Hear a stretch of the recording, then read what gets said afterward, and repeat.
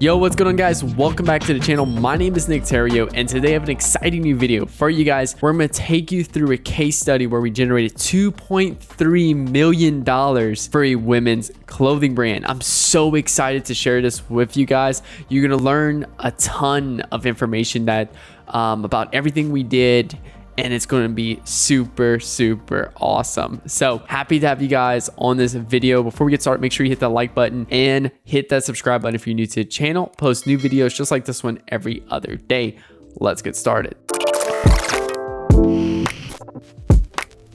Okay, so a little bit about their brand. This is a women's fashion label, like I said. And the owner, her name is Sophia. That's not the actual owner, and I can't really reveal, their name just due to NDA and some stuff like that. But we're just gonna make up her name as Sophia. But Sophia owns a women's fashion label. And, they just started out when we came on board with their brand. And since we started with them, we generated them $2.3 million in revenue with an average ROAS of 3.11. Now, I did put it on the slide, but their break-even ROAS is somewhere around 1.6, 1.7 to be break-even on their cost of goods and some of the other smaller expenses out of every single order. Now, their average order value is around $78. That's what it's kind of been throughout the time of us working together. So before we started with them, this is what their ad account looked like. They were just testing everything under the sun, ABO, CBO, feed only, random different products. They just didn't know exactly how to scale their business. They were just doing a whole bunch of stuff all over the place. And we look at it between August 18th to September 18th, 2019. Before we started together, 30 days before we started together, they had spent $16,000, made back $13,000 for a 0.85 ROAS. So they were definitely losing money, and they were trying to scale with a broken foundation. They were not making any profit on their ads up front, and it was really hard to scale their business this way. So we came in and we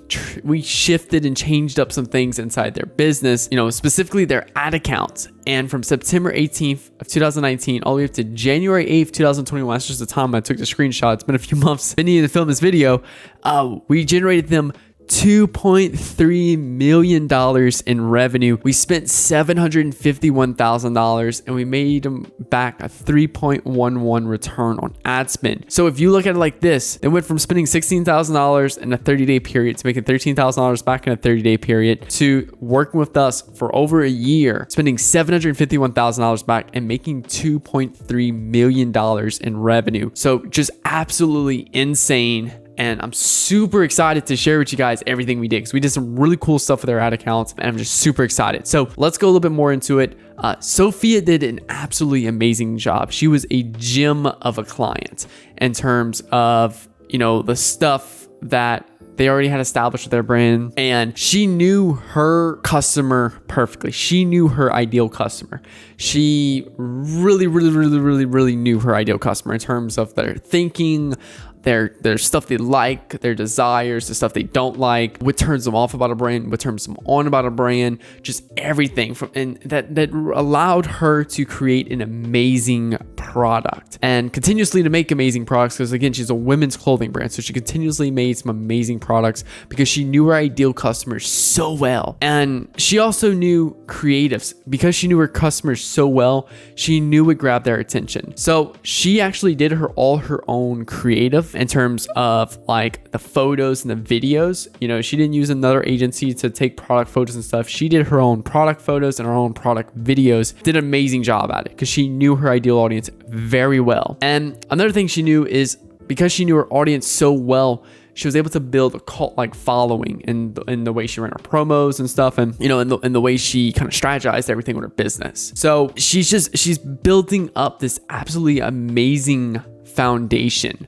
This is all stuff that she just knows. This is her foundation she's building up. And she did a very good job at utilizing her email list, constantly sending like emails out to existing customers, follow-ups and all that good stuff. And she had a very big vision of where she wants to go with this brand. And she is determined to get these things working. So, when you fuel all that together, it makes for a really strong foundation of scaling a brand and making a huge brand, because you need to have that big vision. You need to be determined to take action on these things, because I've worked with some owners. I've worked with some business owners that did consultations for and everything like that. And I would give them this information. I'd give them everything they need to succeed. And they didn't have that energy, that motivation. They weren't determined. And you can really tell the difference between a determined business owner when I'm working with them, how they're determined to get this working, versus one that's still having some issues with, maybe some lower level things. So, but she couldn't do it all alone. Sophia couldn't do all this alone. She needed help. And that was one of her biggest traits for success, was delegation. She knew that she couldn't do this alone. So she hired out everything she either didn't like to do or was time consuming for her, so she could only focus on the things that she loved. And, she hired an email marketer. She hired us. She hired a person to write ad copy. She hired a person to help out, to do all the fulfillment. She hired a whole team to do fulfillment and stuff because of how crazily we scaled them. And she only focused on what she loved to do. And that was shooting creatives. She loved being the model. She loved modeling. She loved putting together the scene and everything. She loved that. And she loved creating products. So she focused on what she loved to do, and she hired out everything. And that's one of her biggest traits for success with her brand, is because she knew how to delegate properly. So that's where we came on, because, we run ads, we run your Facebook ads and stuff. And she knew that in order to succeed, she needed to get that advertising done correctly. So we came on board, we performed a deep dive analysis of her brand. That's one of our packages where we come on and, we purely just do a deep dive and figured out all the bottlenecks in your business. And then we analyzed those, we presented the solutions and stuff, and we deployed an ad strategy. Now, our overall strategy synced very well. She already kind of had one of how she was doing certain things, so we just kind of worked around it. Instead of big collection drops, like some clothing brands that go in and they do a huge collection drop of, a whole bunch of items, she would actually drop 1 to 2 new products per week. So it gave her a lot of new products, which we could continuously keep pushing out. And it kept things fresh. It kept things it started kind of creating a little bit of scarcity too, and like fear of missing out, because, she would launch one, she would never restock it. So it's like, if I want this, I have to purchase it. So it really allowed her to start building up some customer retention, because, her customer frequency rate was probably like 20, 35, 40% returning customer rate. So, and then, we did lots of promos and emails, or she did lots of promos and emails and stuff for existing customers. We run sales once every 4 to 5 weeks, new product drops. So all that good stuff was just, again, seasoning, ready to go, ready to just do the one thing that we need to do. And that was the ad strategy. They had lots of good things at the lower level that was done correctly. Now we just need to scale this to the moon. We just needed that ad strategy that can take this business to the next level. And that's what we came in. So, after we did everything, our initial stuff, our initial findings and everything, we realized, hey, AOV is under $150. It's a sharp buying cycle. We can run your typical direct response, top of funnel, middle funnel, bottom funnel, and past purchases. So that was our ad account structure. We split it up between 4 core campaigns. We focused on budget allocation across the funnel plus the brand message. So, we wanted to make sure we had a proper budget allocation between top funnel, middle funnel, bottom funnel, and past purchases. Because if you just start throwing random budgets, middle funnel, bottom funnel, past purchases, throws everything out of whack. So we have to make sure we had a good, budget allocation for each stage. Plus the brand message. We wanted to make sure that at each stage of the funnel, we were educating our consumers and giving them the proper information they need to move forward to the next stage of the funnel. Now, we also utilized audience exclusions, excluding people so we could properly hold this account structure. It's also going to decrease audience overlap. So that way you don't, have a lot of audience overlap and, increase auction competitions and stuff. And then as new products are dropped, we would drip them across campaigns, and then goal was just scale as hard as we can. We have everything in front of us we need. We can scale. That's all we need to focus on is scaling. So our top of funnel strategy looks something like this. This is not one of our ads at all. It's just example ad.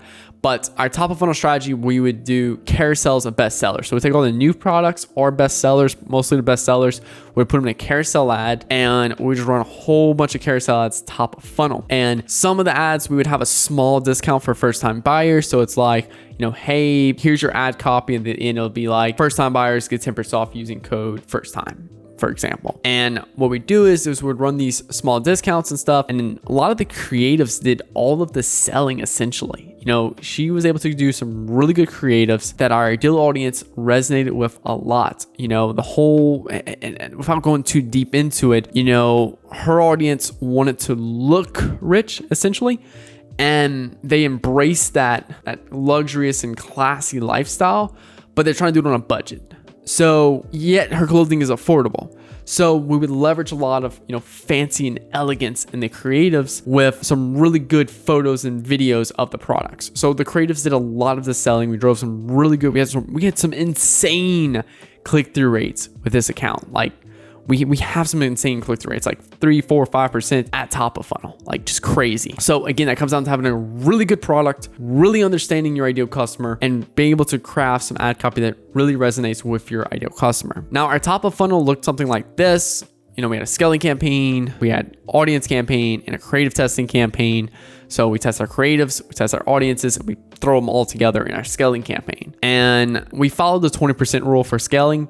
So over the last 3 days, if performance is good, we're increasing the budget by 20%. If over the last 3 days, performance is bad on that campaign, we're going to drop and scale down by 20%, unless it's like something crazy terrible. So we followed that. So we're kind of up and down a little bit, and it worked really well. We didn't do anything crazy with bid caps, manual bidding and stuff, or just duplicating budgets at crazy levels. Now, our middle funnel was all about educating the consumer, increasing social proof of brand, re-engaging with warm traffic that has gone cold. So our objective was to get more traffic to the website for cheap. So this is all warm traffic. This is warm people with the brand. So they're more likely to click on an ad versus a cold audience. So we were trying to get those people that were warm to come to the website and view. We'd exclude all website visitors and just get the warm traffic to the website that hasn't been there yet. Now, audience number one, we're targeting video views and social engagement over the last 30 days. And we're just trying to increase social proof of the brand. We're trying to promote a lot of testimonials, a lot of customer submitted photos. So photos that the customer has submitted to us. So, when they post a picture on their Instagram and they tag the brand, hey, rocking my new outfit from this brand, then would go ahead and would repost it, obviously get their permission first. Now, audience number 2 is same thing, but we want to do a 30-day, 280-day window. So we're targeting a window that's a little further out, because we believe that anything outside of a 30-day window, you're basically going cold again to the brand. So these people, we're trying to re-engage them with new offers, new products. We're trying to grab their attention with new stuff, re-grab their attention, try to pull that back into the brand. So you can see some of our middle funnel campaigns right here. There's just a few variety of ones we've ran. Now, bottom of funnel is really key right here, because this is all of our hot traffic, people that came to the website from your cold campaigns or your warm campaign and just hasn't purchased yet. So what we do is we want to give them the information they need to create that purchase. And usually at bottom of funnel, if they haven't made a purchase yet, some people might be priced, some people it's just there's no urgency yet. So if there's no urgency to make the sell right now, people are just gonna push it off. If it's a price issue, a discount code works really well, but a lot of times a discount is not even needed. What worked extremely well for us in this particular ad set right here is, and I don't have the creatives, so you can't see the creatives or stuff, but these are all educational pieces. This is testimonials showing off all the brands, all the people that love that brand. This is a CEO video, or like about the CEO. So the CEO's just talking a little bit about the brand and stuff, a little story, and a behind the scenes video. Just little things to increase the trust and awareness with the brand and further educate the consumer on the brand, that, and how awesome they are, and just building that trust factor, really leveraging that. So that's what we're doing right here. We're educating, we're trust building, and we're creating a sense of urgency at this stage, your bottom of funnel. Target audience, view content, add to cart, 2 campaigns, catalog sales, and purchase conversion. So you have your catalog sales campaign. That's where we leveraged our urgency with discounts and stuff. So a catalog sales is where it'll actually take the stuff they looked at on the website and put it onto the their Facebook timeline. So that then you can add something like, hey, don't forget to put these hot styles in your cart because they're going out of sale quick. So we're putting in those products onto the feed and going ahead, and that's why catalog sales was really good. Purchase conversion also too is what we're using standard for all campaigns. I mean, it's no question at all. Now, our past purchases, this was a huge campaign that we actually pushed off for a while, not gonna lie. The past purchase campaign is super valuable, because a fashion label, your existing customers would be your most valuable people. I know for me, for example, I'm Alphalete. I've spent hundreds, probably almost close to $1,000 on their clothing, and I mean, I found them from YouTube. So customer wise, once they make that first purchase for a clothing brand, they're going to spend a lot more over time. So you want to consistently be back in front of them, promote new products in front of them, promote new offers, new loyalty programs, new promos, those good stuff. So objective right here is to get existing customers to purchase more. And we also leveraged a lot of email marketing right here. That was a big one. This client also did extremely well with SMS, all that good stuff. But we targeted 2 audiences with our past purchase campaign. First one is your 7 days. So people who purchased the last 7 days, we sent them a thank you video. So like, hey, thank you so much for purchasing from us. You know, we mean so much. Here's what to expect when your order gets there. Here's what to expect if you need any returns or anything like that. We addressed any future questions they may have. So the client and the customer has that information already in their knowledge book. Now we upsell them also in that video. So we also said, hey, if you want to purchase more, go ahead. Here's a 20% off discount code. Make sure you go purchase this in, short amount of time. Now, audience number 2 is from 14 days to 180 days. So we give about a 7-day break from advertising, and we just start promoting new products that were launched in the store, promos, sales, anything that's going on right now to get these people to come back and purchase more. Now, ads for running for a sale. This is our Black Friday right here, by the way. So just absolutely crazy numbers.